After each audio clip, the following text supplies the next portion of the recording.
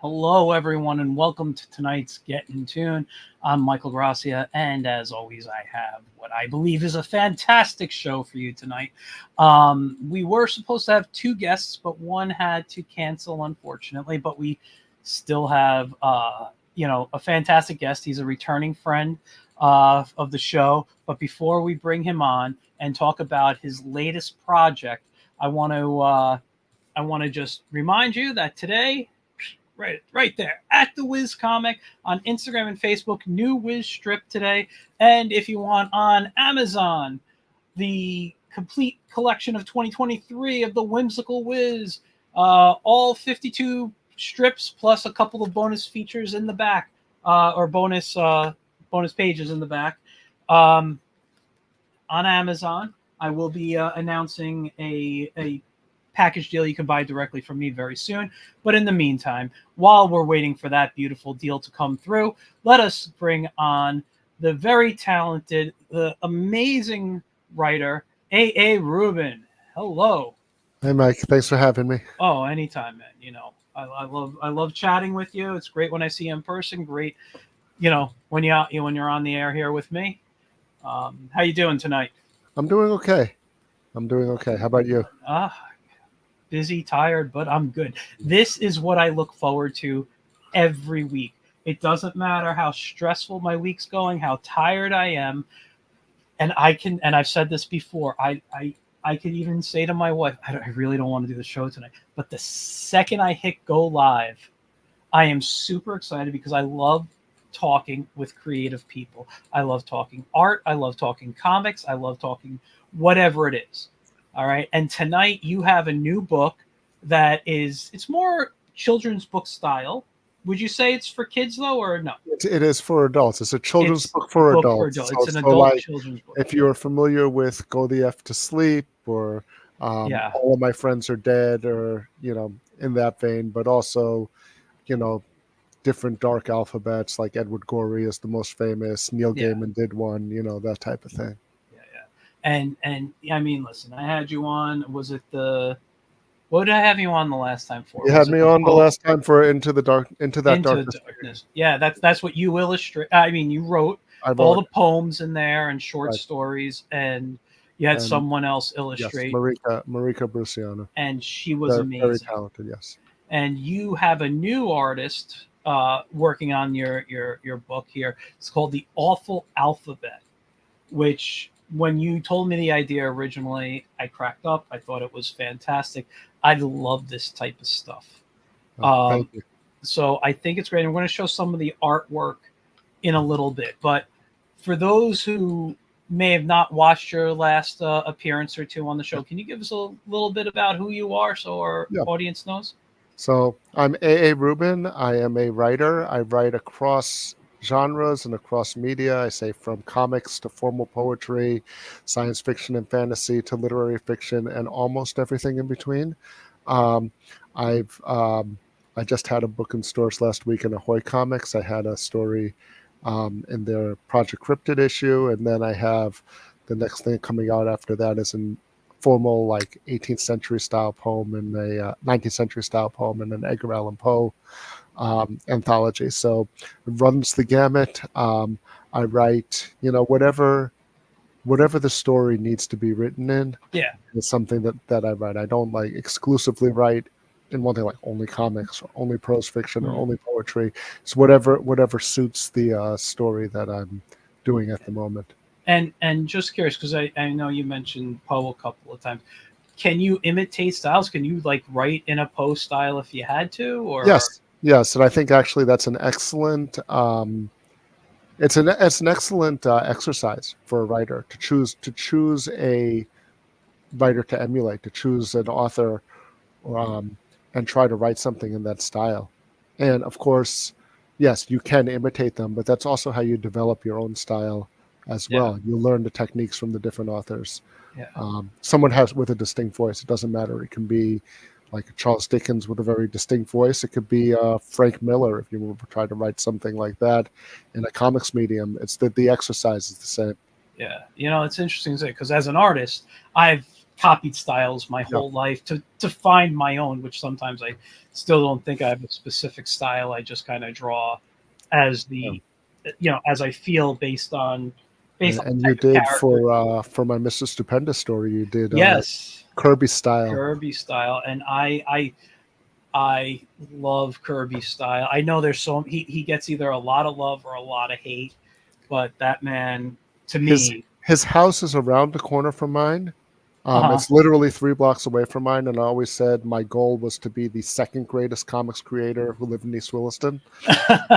So, oh wow, when you were moving in that area, you should have tried to get his house. I should have. Yeah, it was not for sale, but nobody connected to him lives there anymore. But Yeah, it's very, like, if you see the pictures of him with his family, yeah, and when he moved out, when he moved out to Long Island, it's very clearly that is his house. Like, yeah. we That's know, cool. and also we know which house he lived in. That's awesome. That's awesome. Yeah. But yeah, no, I'm such a huge. I mean, any style you had in that story, I would have been happy to draw. But when you asked me to do a Kirby-esque style, I was thrilled. I would have liked to have done the Rob Liefeld one as well. Right. I know you had Sebastian do that, and he did a good job. Yeah. He did a really good job. But I just loved that whole style back in the 90s. Yeah. So, but yeah. So for those watching, just so they know, where can they find this Mr. Stupendous story? Is that still available? The old Mr. Stupendous story would be on the Comic Book School website. Okay. The collected first Mr. Stupendous stories will probably be a next year's project. Ariel's working on one of those, but that's coming soon. It'll have 5 or 6 Mr. Stupendous shorts in one book, but that's something for another time. For the 2 that appeared in the anthology, including the one that you worked on, the best place to get it is on the Comic Book School website. You go to comicbookschool.com, you click on comics, you go to anthologies, and it's in the second anthology, the second Creator Connections anthology. Mm-hmm. There's also a brand new Mr. Stupendous story that was an early backer reward on this campaign as well. So there is new stuff coming as well. Nice. I like that. That was a great character, very fun to draw. But yeah, so okay, let's get to the story now, because I can think about all this stuff and talk about all this. So the awful alphabet. Tell me how you came up with the idea for this. Okay, so let's start with let's go like 3-4 years ago when it was the pandemic and everyone was home. Yeah. Now my daughter was in school since she was 9 months old. They didn't have paternity leave at the time. I was a teacher, and she was in preschool from when she was 9 months. My son ended up only with 1 year of preschool between the pandemic and the fact that there was paternity leave from the DOE, and I was able to stay home with him and take care of him and all that kind of thing. Mm-hmm. But I also didn't want him to be too far behind because, he didn't have as much preschool going into kindergarten. Kindergarten's tough these days too. So I used to do it is. It's different from when we were in kindergarten. Yeah. No, I know. I've worked in schools. Yes. So anyway, I used to do daddy school with him, and we do different letters, and we cut out and do construction paper projects, and it's great. And I love being a father. They call me the baby whisperer in certain parts. They love little kids, but everyone has a bad day, right? I mean, no matter what you're doing, it could be the greatest thing in the world. You have a bad day. So I posted something on Facebook. I was like, I do these construction paper letter projects. A is for apple, B is for butterfly. I'm like, you don't know how my day went? I want to do E is for entropy today. It was just a throwaway thing, just a silly post.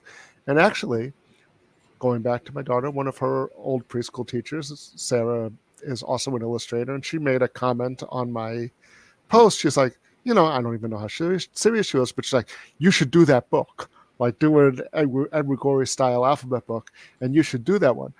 And, it was kind of whatever. And then I was thinking about it, and I was like, you know what? Since you suggested it, I was like, I'll do it, but you have to be the illustrator for it. And kind of started out as a joke like that, but then I wrote the poem, and I contacted her a couple, the verse, because it rhymes like a children's book would. If you picture like an old Dr. Seuss or some of the Maurice Sendak books, with that kind of meter. And I wrote it, and then I contacted Sarah, and I'm like, remember when you commented on my post? and you said I should write this book, and I said you have to illustrate it. It's like, well, I wrote it.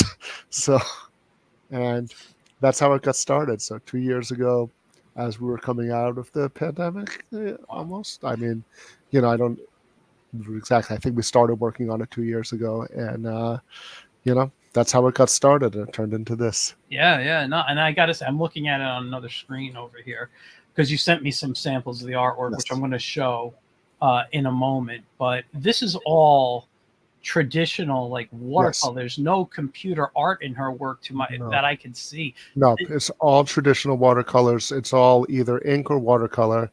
Yeah.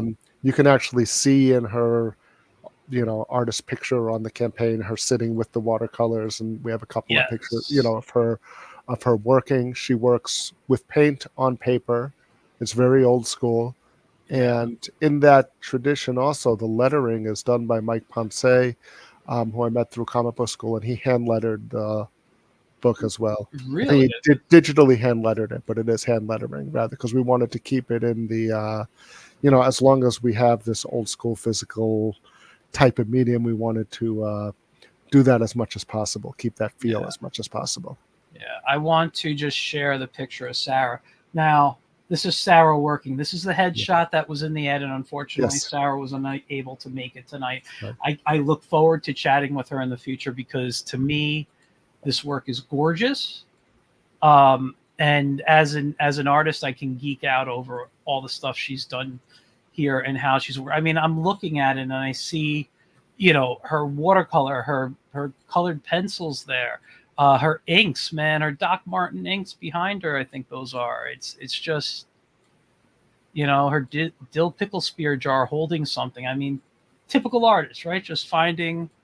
Whoa! I didn't mean to zoom in, but that's kind of cool that I could do that.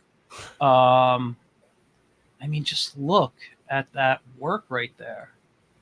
This is the type of stuff that we're going to be seeing in the book. Now, since who was the letterer of this book? His name is Mike Ponce. Okay, so Mike, because I see Hurry right here. Yeah, no, she has certain words in there, but the text of the actual main text of the book. So Sarah's art, if you look at her stuff, it often incorporates words, and there's different references and things in there, and but the main text of the story is Mike's lettering. Yeah. So this right here is the cover, you guys. Right. This is. Can I zoom in? I can't. Or nope. Nope. I don't want to. I don't want to do anything. But yeah, this is just. I love this look. It's almost like a Cheshire cat. Yeah. That they're running from. I really like that look there. I think that is. And that's the cat that appears in the second half of the illustration. So you could see it in the previous picture there. Yeah, in the headshot. In the headshot there. Yeah. Yeah. So let's just take a look at some of the artwork here. Sure. I mean, I don't know. I don't even know where to begin to talk about the art. But the alphabet is awful. Life like it's a mist. So what's that? Contemplate from above the abyss. Contemplate A from above the abyss. Yeah, this alphabet's awful. Like life, it's a mist. So contemplate A from above the abyss. Yeah. Sorry, I didn't get the pattern. Yeah. But dude, I mean, I'm just. Whoa! What is this all? What?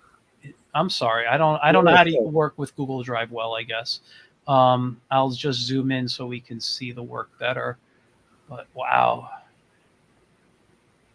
This is just really nice stuff, and everything here. I mean, I won't say everything here, but I mean, are when you work with it, is it all like you try to find as much A lettering like this? I'm assuming is an alligator. It's an alligator, yeah. Not a crocodile, because being in the A section here. Right. Yeah. There's different things. I mean, she tries to, she had a lot of freedom to do, interpret the poem as she would. Yeah. And we worked on it kind of like a collaboration. She'd send me, pencil sketches, and then, I'd say this is good most of the time.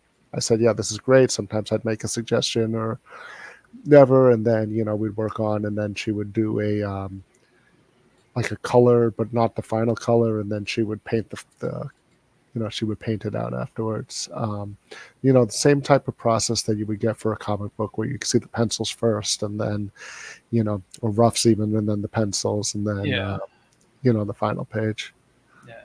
I just want to go to the comments. Dylan's watching. He asks, "Who's Sarah?" Sarah is the artist who was supposed to be on tonight, but she can't be. But so all the illustration you see is Sarah's art. All the words, well, are written by Ari, but Mike did the Did the lettering, yeah. hand lettering. So, like, I mean, look at this.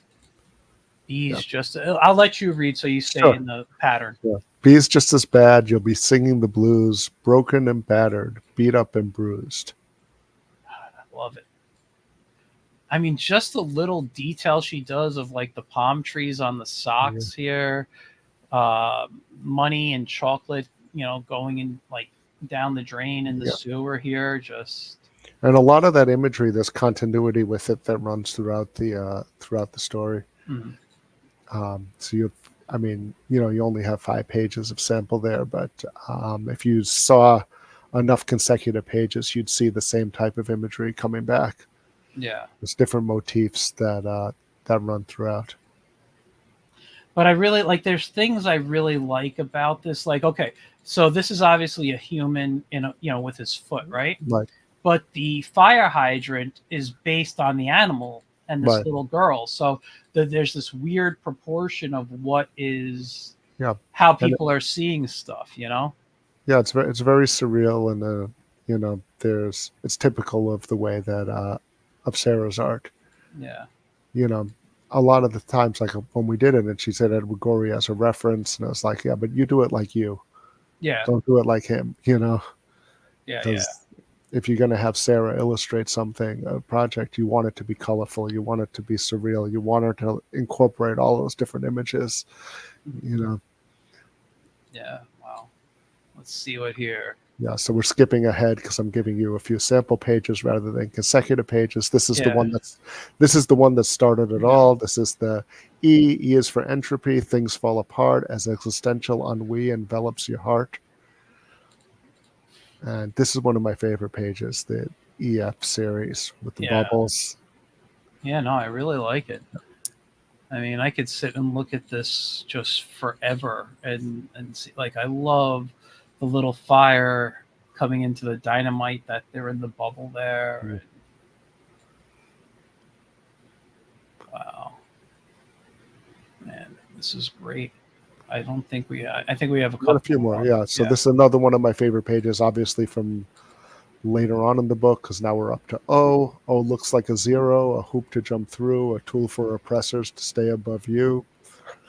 And you see the big hand and them moving through the rings there that are obviously shaped like O's.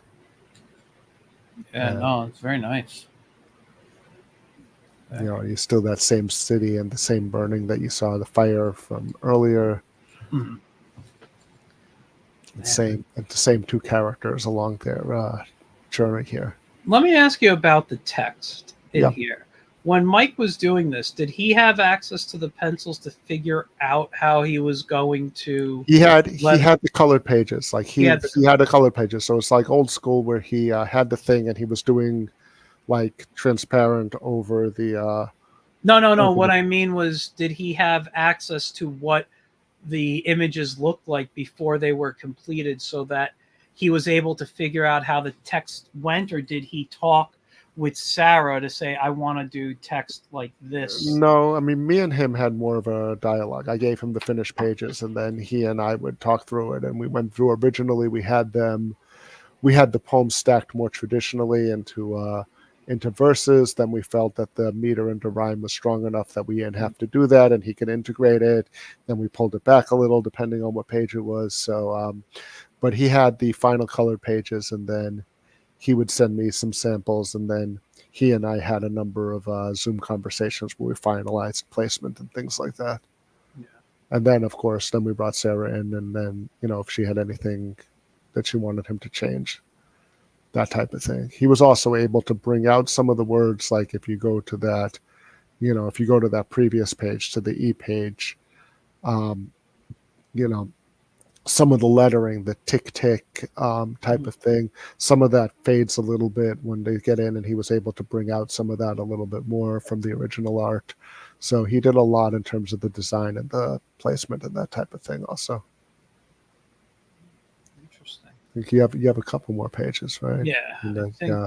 Yeah, Oh, maybe maybe one more. Yeah, that serpentine S, it slinks and it slithers, strangled your hopes, sickly and withered. And this one also follows along the snake there. mm. I just can't get over um, how just this is all traditional. Just Yep. in this day and age, Yep. when everybody's so reliant on the computer, that she's able, between watercolor, inks, colored pencil, whatever she's using, to really create some nice imagery. And I think that's one of the things that stands out about the book. One of the things that makes it different is that you have this traditional, and nothing against the digital art. Yeah, I love it. I've had people do digital art on other projects, but I think something that's nice about this is that it is different. Like everybody's yeah, wondering, like, oh, with the AI, you don't have to worry about that here. When it's ink on paper, paint pen on paper, you don't have to worry about any of that stuff. yeah, You could be assured that it's actual art created by human beings, by artists, by real human artists. Kind of against, like we said, it's an old school book. It's got an old, even the words have a meter and a rhyme to them. It's everything about it is like that. I was always a big fan of the hand lettering as well. hmm um, I look back through my old comics, and so many of them were lettered by Todd Klein, and it's like, so I've always been a big fan. I've always wanted to have something like that also, and it turns out not to be practical for a number of reasons for most projects, but for this one I wanted to have something like that. you know so the whole thing has this kind of old school feel about it also, because it's supposed to, and it fits in with the theme of the story too, right? Because when you yeah, do a picture book for adults, you're really trying to tap into that nostalgia, right? You're yeah, trying to, exactly.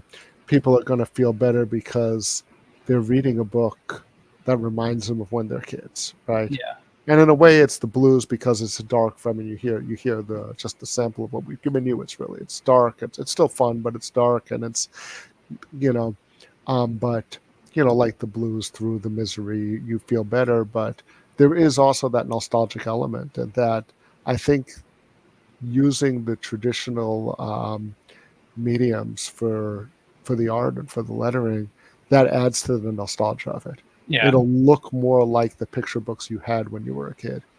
yeah. Man, just great stuff. Well, while we're good, because I don't think there's another piece, No, I let's think move on over to your crowdfunding page, which is right here. And yep. I'm going to add this to the comments for those who are watching and want to back. Now, this isn't on Kickstarter. No, Uh, it's on BackerKit actually. Um, yeah. Many of you will be familiar with BackerKit because people use it for fulfillment for Kickstarter. Mhm. Um, but we chose to use their crowdfunder for for our project. It's I was setting it up. When I was setting up the project, I was building it on Kickstarter, and then I was asking people, they're like, oh, you definitely want to use BackerKit for fulfillment. And then while I was on the BackerKit site, while I was researching it, they have a builder too, and I started putting things in there also. And there were a number of things. First of all, I found their interface easier for a non-techie person like me. Mhm. um, you know I found, and their customer support has been amazing.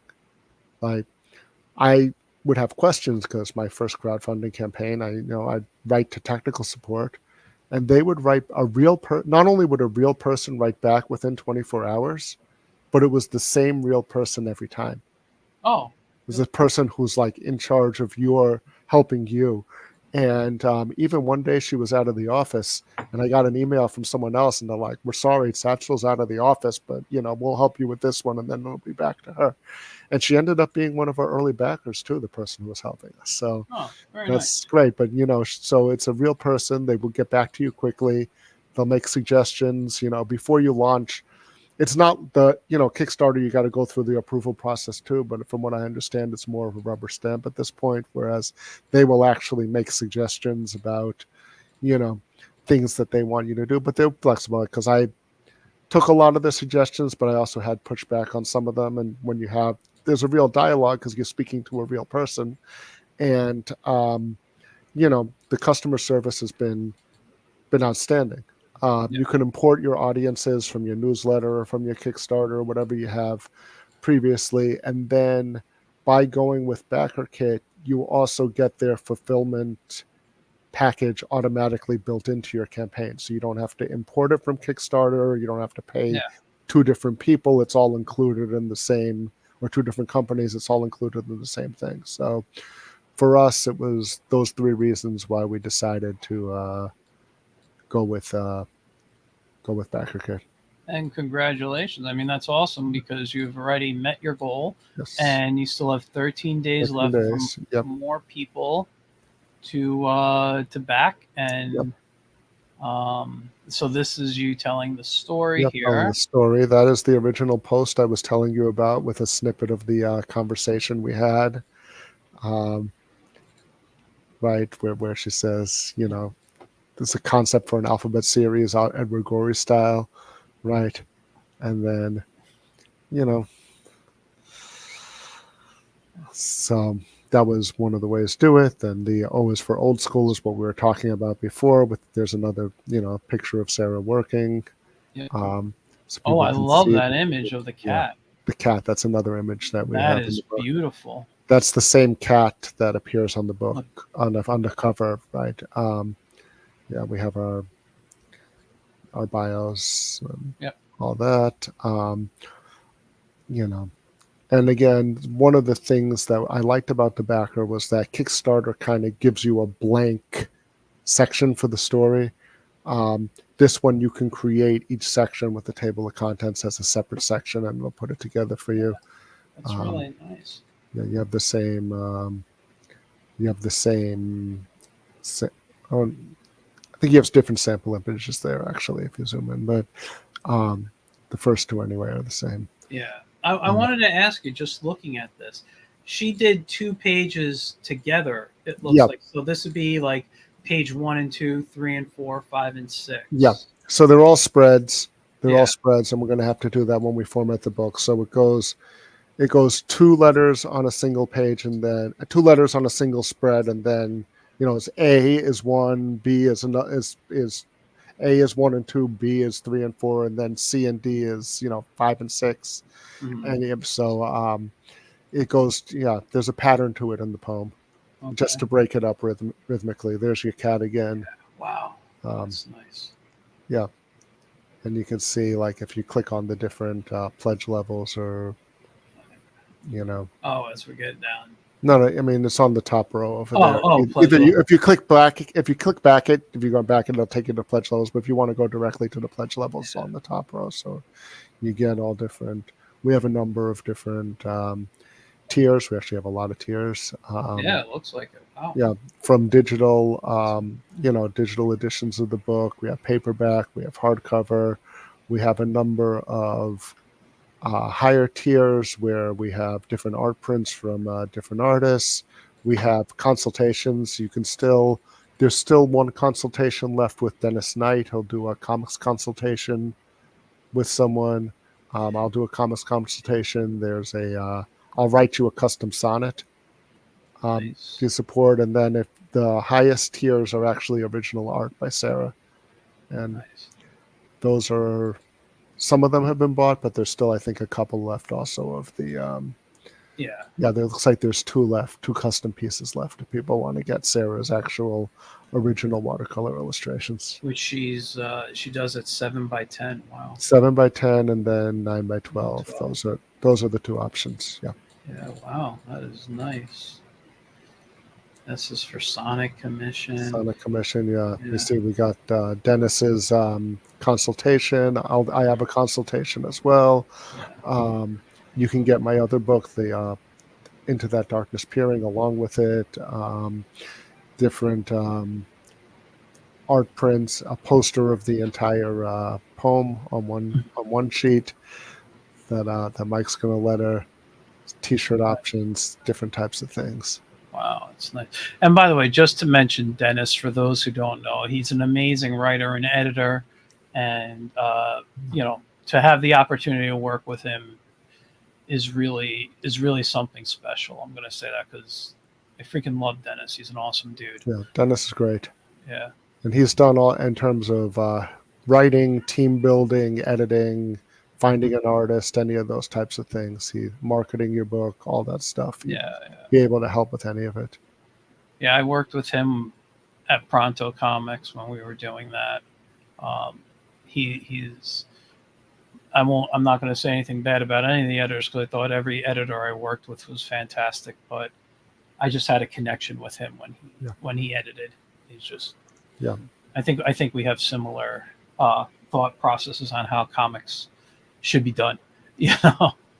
So, but yeah, man, these look great. I mean, and your tiers, to get back, it's not like unreasonable tier prices. Right. Sometimes you see people come in and they're like, we're going to put this on. And it's like, I got a 12-page book and I want $25 for the book. And that's just a digital copy or something. And I'm like, wow. No, that's one of the things that I was hesitant about kickstarting something or crowdfunding something to begin with was I didn't want to ask people for more than I would charge. Like, if I'm going to put the book out later, if you could come see me at a con or go on Amazon or whatever, and you can get the book for half as much as what I asked you to bet. It's like, I wouldn't feel right about it. I mean, I understand like people can do that. I don't want to put anyone down or anything, but personally, I wouldn't feel right doing that. So these prices are very similar to what the prices would be, retail, I would say. We're not asking you for more than what we did. I mean, I based it on what I ended up charging for my other book based on the printing for that. So they should be pretty close to what the books actually sell for. So this is amazing, man. You're doing some really cool stuff here. Well, thank you. I love what you put out. I really do. I mean, you hook up with good artists, but it's your writing that stands. There's always that old saying in just comics, or I would even say as children's books or whatever, when you're doing something, it's always story's the most important. 70% story, 30% art. But like the way you write and the people you get to work on, it's almost like it drops down to 50-50. Your art equals the writing to me sometimes, because it just, who to hook up with to make your stories. I think that I think it's important to find the right artist. Yeah. You need to find, I mean, this is a unique situation where it kind of came together naturally. But I think one of the more important things that I've learned is that, I have a lot of friends who are artists. I have a lot of artists who I've worked with, but each project would fit a different artist. Yeah. If I wanted a certain style, and maybe the artist could do it because there are a lot of talented artists who do different styles, but you really want to find one that suits what they like to do. Yeah. You want them to have fun doing it. You want them to be invested in it. You want the art that fits the story, and fits the project. Yeah. Wow, this is just beautiful stuff. I really feel bad Sarah couldn't make it tonight. I would have loved to have spoken to her. Yeah, she was having a headache issue today. She gets migraines. It's okay. I completely understand. It's just being the artist in me. I want to geek out with her. About what she's doing, and one day I hope to bring her on to do so. It's just great. Her style even though everything works together, how she renders differently per page almost changes the book a little bit. Like, I love this.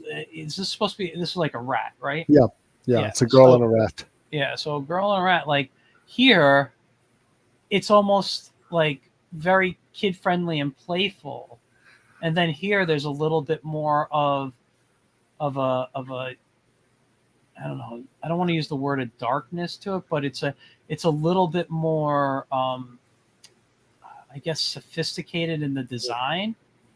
It's a little different. Like that. This one to me doesn't look like it should be this one to me.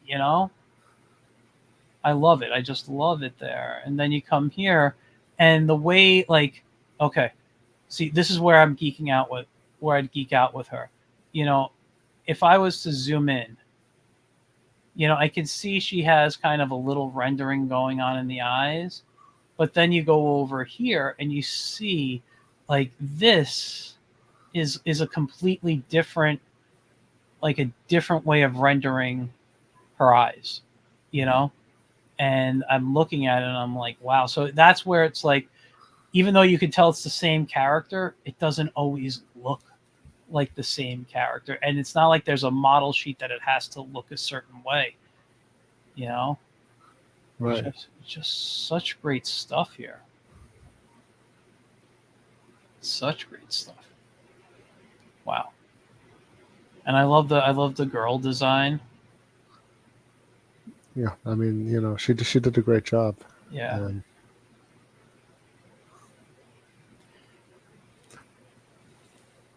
And the way and I know she did this on all of them with the cheeks, but the way she rendered the cheeks here, they look a little bit more round, almost like an old style, like anime. Right. Really, really nice stuff here. Wow. Yeah, I could sit and geek out about this all. Hold on. Do we have add-ons? Yeah, we have Add-ons. add-ons. Yeah, we Yes. have Let's go add-ons. back. We always add them. So, you can get the, you can get another book, obviously, as an add-on. You can get a print from my last book, the ones that Marika did. You can get a comic book school anthology with the original Mr. Stupendous story in it. I might put a few in before it's done. I have to see what else I can put up there. I have to see what else I have. Yeah, no, that's Yeah. great stuff. I'll probably put the poster as an add-on. Most of the tiers above a certain level contain the stickers already, so Yeah. not sure, but I definitely should put in the poster, and you can add in different things as. Oh, I wish I could see this up close. I love this image right Yeah, there. that was And the this one. one is really nice. Yeah. Sorry. What were you no going to say? problem. I said those are the ones we talked about last time for the Yeah. No, So I'm just saying that image right there Yeah. was one of my favorite. Yeah. And that's the other thing with that book was I think it's cool when you can do images, standalone images from books like this, because as a writer, if you're tabling at a con, you have books and the artist next to you has a tower of art, and they, it's hard to get people to come to your table and look at the books when there's all that art there. But if you can make prints from the art that's in your book, and you could have prints as well, it's a good way to get people to the table. Yeah. And they also often come and look at the prints, and then they end up, you say, oh, it's from this book, and then they'll flip through the book, and you can get them and at least hold the book and look at it, which increases your chances of selling them. Let me ask you, just because you brought up shows, you have any shows planned in the near future? In the near future, mostly digital stuff now, interviews and things like this. I'm going to be on a Poe-themed show on the 30th on Saturday. Okay. I'll probably do Eternal Con again. And that's when, in June, I think? Yeah, it's in either June or early July. It's always either June or early July. There was, I'm not sure if I'm going to do PoeFest this year or not, but I don't have any scheduled appearances right now. I tend to, I would tend to wait until this book is out. Okay. And then do more the following year, because then I'll have a new book as well, rather than having the same stuff that I've had recently. Yeah, no, I There's a get few that I always do, but then, there's also a cost associated with it. So there's a cost associated with putting out the book, and then there's a cost associated with tabling and all that kind of stuff too. And sometimes it needs to be a creating year instead of a show year. that's what this year is for Yeah. me. I personally, I haven't really done. I think I've done like 2 shows since the Yeah. pandemic ended. Um, Technically 3 after I did this past Right. last weekend. I was at 90s Con, or 2 weekends, whenever it was. Yeah. But my only other planned show is Undiscovered Realm in White Plains, New York. For those who are watching, it's the last weekend of June. Yeah, and there's some really cool announcements going to be coming up, I assume, because that's what the Instagram page said. So you guys check. I believe the Artist Alley is completely sold out, and they have vendor spaces left. But yeah, Undiscovered Realm going to be at the County Center in White Plains, which is like just a quick walk from the train station. So I'll be with the kids section. I'll be doing some kids section stuff, but selling, the whiz here. But yeah, this year is a production year for me. Yeah. I'm going to be focusing more on. I have a children's book that I've been wanting to put out for years, and there was always something in the way stopping me. Right. So I have one project I'm hoping to finish up by the end of next week. And once I get that, I'm going to go in, and I just want to, since it's been so long, I want to play with the colors a little bit in some spots, and I'm going to go in and edit the colors, and hopefully that'll finish up in April, and I'll have the book ready to go sometime in May for sale. I'll finally have the children's book done that I've been wanting, and then my next project begins. So, yeah, no, I got one that I'm scheduled to start in July, a comics project.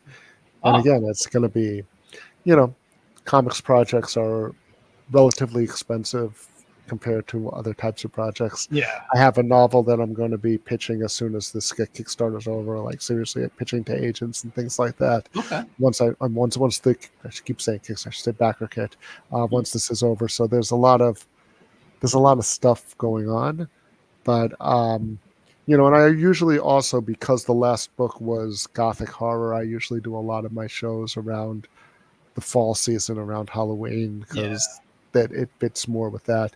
I've been wanting to get a more kid-friendly book, because one thing I've noticed at various shows is that I want a more kid-friendly book on my table. So this skews that way, although it's still aimed at adults, but it's more colorful, more you can hit like the 14-year-old, all the goth type of kids and stuff. Yeah, so the right kid will. Yeah, the right kid. Yeah. But yeah, no, I mean, I think that's all great. What's going on. I mean, I have plans. The way you're saying, I want kid friendly. I have a lot of. I don't want to use the term adult themed ideas, but more mature ideas, right. and concepts, and even some humor I've written. But because I'm always appearing in kids sections, right. I never bring that stuff, nor have I finished things, because I'm like, everyone knows me as the kid-friendly artist. Right. But I have a bunch of, I won't say a bunch, but I probably got about 4 or 5 poems that I've written that are quite dark. And I, kind of like what you did on the last book, but thinking maybe a little bit more in sequential comic style, because that's what I specialize in. I would put out a book like that, and that's really same age group, 14, 15-year-old, the right kid will come along, but it's really more an adult, type of comic, just because of the themes. It wouldn't have adult language in there. It doesn't have, nothing, no major violence, no nudity, no sexual situation, none of that. It's all still would be, but the theme. Yeah, I mean, that's what we got here also, because, when you say things like existential ennui envelops your heart, there's nothing really image-wise or language-wise that, like, my 10-year-old couldn't see, but she has no idea what existential ennui, and she's a smart kid, in 4th grade, so hopefully she doesn't have much existential dread yet, but, so, things like that make it skew older. Yeah, yeah. And also, like I said, it's supposed to be. I mean, our tagline for the book is "Adulting is hard. Nourish your inner emo child." Like, so that's the kind of the vibe we're going for. Yeah. Um, and it's dark, but it's also there's humor in it, and it's bright, not as dark as the last book. But Um, I think that's good though. Having the darkness, and because listen, I was a fan of Ed Gorey as well. I have a yeah, couple of his books somewhere in the studio here. I think it's interesting because writing for kids specifically, like that type of stuff, is kids love to be scared. So yeah, having books for them like that work out great. But having it for an adult with darkness and humor, our era of childhood and growing into adults yeah, is full of sarcasm. yeah, I hate to talk about the generations being sort of, right. but we might be the most sarcastic Oh generation yeah, definitely, that came out definitely. of Oh yeah. in the last What they however many say, years. we were 30 when we were 5, and we're still 30 when we're 45. Like, Yeah, yeah. like that's I was talking about that with someone today about the Generation X thing, but it's another thing like that. Like I've heard Neil Gaiman talk about that, and also he did a Dangerous Alphabet as Mm, well. Um, but I heard him talk about it with like Coraline, where he wasn't sure if it was too dark, or he actually gave it to, I forget who it was. So somebody had a 12-year-old daughter who was in his agent or his editor or whoever. He gave it to this 12-year girl, and she passed it around to the friends, and then they loved it. And she's like, "It wasn't too scary for you?" And no, it was the right amount of scary. yeah, yeah. Yeah, No, that's great. I never heard that story from him yeah, about him, but yeah, it's yeah, that's the thing. I mean, like you are definitely onto something with what you're doing. Um, I hope so. yeah, and but you know what? It's funny because we were talking about shows just a moment ago, and you know, and you were talking about how you book your shows mostly in the fall time because that's the type of stuff you got. But But are you? I wanted to ask you: are you booking more comic shows, or are you booking different other? things. I do book comic shows. Hmm, I do that, but I also one of my best show last year was Poe Fest. okay. The other book got nominated for Poe Visitor Award. So you had to go down there for like, for the ceremony and all that kind of Hmm, stuff. And they down to Baltimore, to the Edgar Allan Poe okay. House in Baltimore. And Okay. they gave you a free table if you were nominated, or a free half table if you were nominated, Oh, which, nice. you know, cuts a lot of your cost of going down to Baltimore. So, and Yeah. that was by far my best show. But the only thing I sold was the book that was nominated. Like, if they wanted, it was specifically they wanted Poe stuff, like, Yeah. because Yeah. it was Yeah. Poe Fest, But I did a couple of shows like at our local whaling museum. You're on Long Island, the Cold Spring Harbor Whaling Museum Hmm. has like different events with vendors and things like that, and Oh, those are often good because you go to a comic show or you go to a book show, and everyone has books. yeah. Like, if you go to one of those like shows and you're the only one with books, people who are interested in books are gonna come to you, right? Yeah. Yeah. The Yeah. person next to you might be making, they might have cutting boards or knit animal things or whatever, and often I find you do very well when you're at a show where you're the only book person or one of the only book people. It was they had a Halloween themed event that I was at in October, so there was a lot of, there was art there, and they always have crafts and they always have things, but I was the only author at the event, and that Yeah. was, you know That's pretty cool. so you do like, these different street. I know that Chris Burgos does a lot of street fairs, things like that. One of the guys out in Northport who runs a poetry press and a bookshop, he also said that. He says he does well with his poetry books when he does street fairs and local artist fairs and things like that, where he's the only poetry guy there. Yeah. Suppose you go to a poetry festival and everyone has poetry, and it's harder to differentiate yourself because what do you have? 30 seconds when someone's at the table to Yeah. hook them, whereas there you kind of stand out more just because you're offering something different. Yeah. Yeah, I'm actually looking into excuse me, into other types of shows Yeah. to sell Yeah. the Wiz. Like, excuse me, I happen to know a few years back. I don't know if they do this every year, but in Elmsford, New York, at one of the hotels in there was a witch convention, Oh, cool. and I didn't go, but I had a celebrity friend who was Right. at the show, Cool. and we went out to dinner. I picked him up at the hotel, and we went out to dinner. And then obviously brought him back afterwards. But I didn't go into the convention. I didn't go up into it. I have no clue what it's about, what it's like. But thinking about the type of work that you do Yeah. with that That'd be with cool. that Yeah. cell, or would even a little magic character like this, or would Yeah. this be insulting to to them? You know You what I never mean? you Like, never know yeah. until you go there. I mean, Well, because it's not all that I do, right? Like Mr. Stupendous is very light. It's yeah. very it's like the complete opposite end of the spectrum, right? I have a lot of Douglas Adams style or Terry Pratchett style humor Mhm. type of things as well. Um, there's those stuff I've wrote for Ahoy. Everything you write for them has to be funny in some Yeah. capacity. That's their thing. And so I do that too. I'm just saying in the Po Fest they didn't want any of that. All they wanted was the dark gothic stuff, the Yeah. Yeah. Halloween stuff. But you never know till you do it. Like, sometimes you go and it'll be a dud. Sometimes you go and you're not sure and it'll be the best show that you had Yeah. in a while. It's you know, it all depends. Yeah. Um Yeah. It's Depends on the show. Like, some of these things are outdoors and then it rains and then you're in trouble. Like I you know. can't control things like that. I have a canopy thing for when Yeah. I do outdoor shows, but I need to buy the screen to put up Right. around it, so to keep like Yeah. books and you Yeah. know But even weather. like it affects how many people walk around. Like I had one of my poems won the blue ribbon at the Long Island Fair last year, and Mhm. they had vendors and it was all outside and they have tents.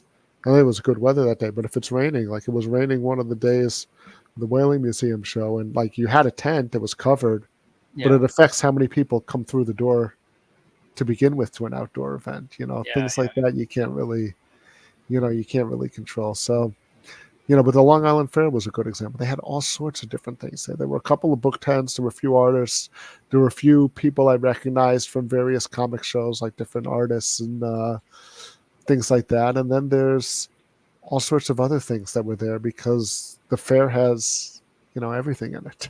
yeah, yeah, yeah. So, you know, Wow, man. I mean, listen, it's great that you can do all these different shows, and because that's I don't normally ask people or talk about what shows people are doing right, unless I like for you to promote right, where you're going to be at, but I don't usually get into conversations like yeah, this on the show because I mean it's so different. But I love that your work is is able to go between different, like you don't just have to target comic cons right, because your audience are comic book readers. right, Your audience is everywhere.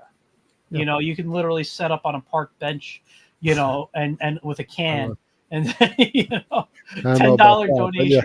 So yeah, you know, not musical enough, right? not musical. Oh no, you just Yeah, get you'll write them a poem on the write them a spot or poem, something. like be a typewriter poems, right? Yeah, Yeah. Well, that's the problem though. Is like Douglas Adams had a great line about that. Douglas Adams wrote The Hitchhiker's Guide to the yeah, yeah, Galaxy, yeah, and one of the funniest writers. And they asked him, "How come you don't do stand up?" It's like, "You're such a funny guy. How come you don't do stand up?" He's like, "Because I'm a comedy writer, not a stand up comic." He's like, "The difference is." Someone heckles you when you're doing stand up, you need to come up with a comeback on the spot. He's like, I'll freeze on the spot, but 2 weeks later, I'll have the best comeback ever written. And he's like, it doesn't matter when I'm writing my novel. That joke goes into the book. yeah. Yeah, It's funny you bring it's a that up different skill. because I actually studied stand up comedy. I took some like courses on doing Right. it, but I was so shy at the time I couldn't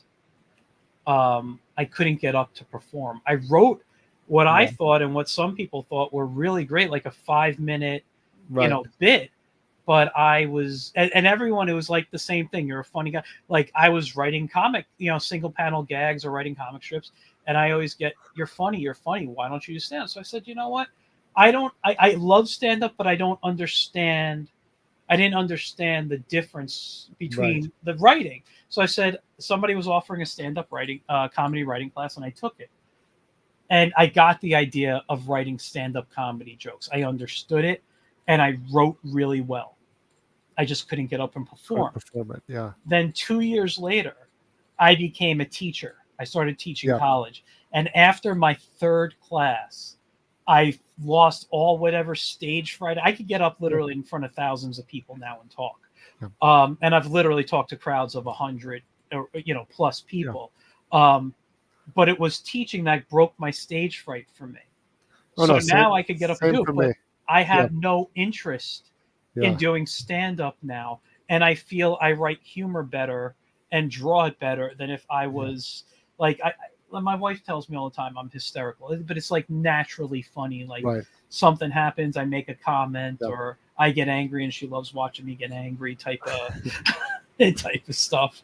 But but yeah, that type of, but like, and she's like, you write good jokes. I just can't get up. Yeah.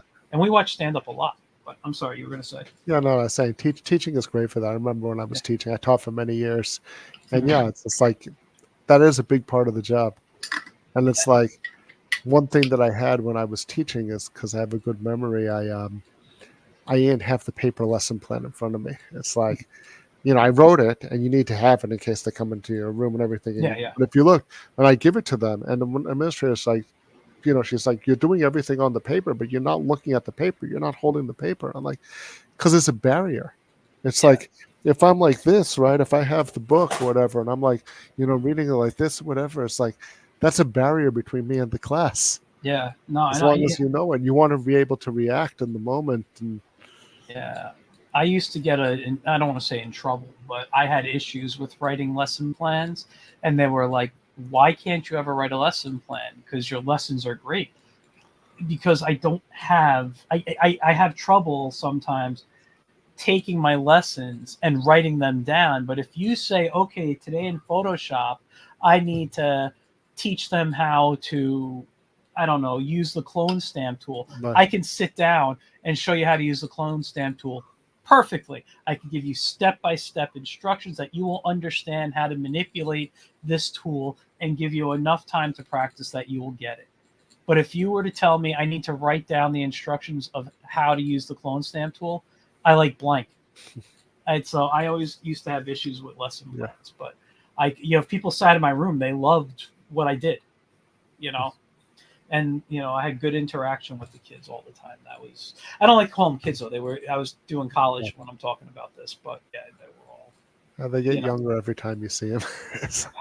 I know. I keep in contact with a few. Like I have a rule after a student would graduate, I would say, I don't seek you guys out, but if you want to stay in contact with me on social media, whether you want a letter of recommendation or whatever, stay in contact.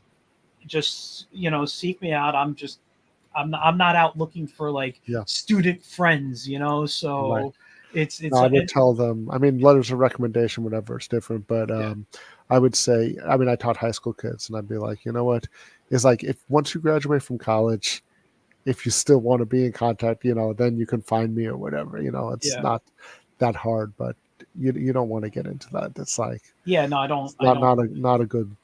Well, everybody I ever taught knows that my social media is primarily for work. Occasionally I'll share a picture of me and my wife or my cat or something, but it's me posting my artwork. I'm not trying to build, these relationships with whoever. It's just, this is my business. So if you want to stay in contact with me for business reasons, then awesome. I'll be happy to. But and then I always tell them also, once you graduate, you no longer get me to critique your work for nothing. I mean, you're paying for me as a class, but I'm not gonna sit there. Can you critique this work? No, I can't. My hourly rate is this. And then they're shocked because they thought I'd continue giving them free, what they would consider free advice. Yeah. Anyway, listen, I'm gonna wrap up in a moment, but let me tell you something. I gotta say it again. For those who did not get the chance or tuned in a little late and are gonna watch this from the beginning again, just look at this artwork, right? Look at this. This I should zoom Yes, out so you can see it, but look at how gorgeous this stuff is. This is the type of art you're going to get in this book, The Awful Alphabet. the awful thing. It's Yeah. on back. Sarah did such an amazing job on it. Yeah.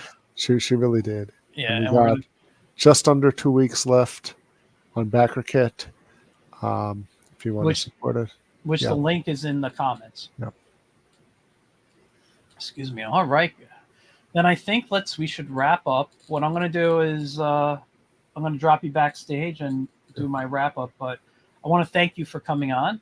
Oh no, thank you for having me. I do I wish really Sarah appreciate it. Yeah. Oh, anytime. I hope next time we can have Sarah on. Yep. And I could gush over her artwork to her personally.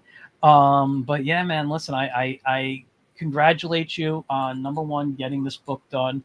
Number two, meeting and exceeding your goal, on backer kit. And just honestly, I can't wait to see you in person and hang out. Yep. Hey, Same to you. Yeah. All right, man. So I'm going to drop you backstage. I'll Yep. talk to you in a moment. All right. Thanks for having me. Anytime. All right, guys. So that was Ari, as he is known, A.A Rubin, on his books and everything he writes, because it's something you should be checking out. Again, backerkit.com. Look up The Awful Alphabet. You won't be sorry. The artwork is beautiful. The writing is fantastic. It is just a fun book. Make sure you go check it out. And with that, you guys have a great night. I will be back next week with another guest. Do not forget to look at the Wiz Comic on Facebook and Instagram, and go to Amazon and get your copy. All right, just type in The Whimsical Wiz or my name, Michael Grassi, and you'll be able to find this book, and you'll have it within a couple of days. All right, guys. So with that, I will see you all next week, and you guys have a great rest of your week. If you celebrate Easter, happy Easter. All right. Bye, guys.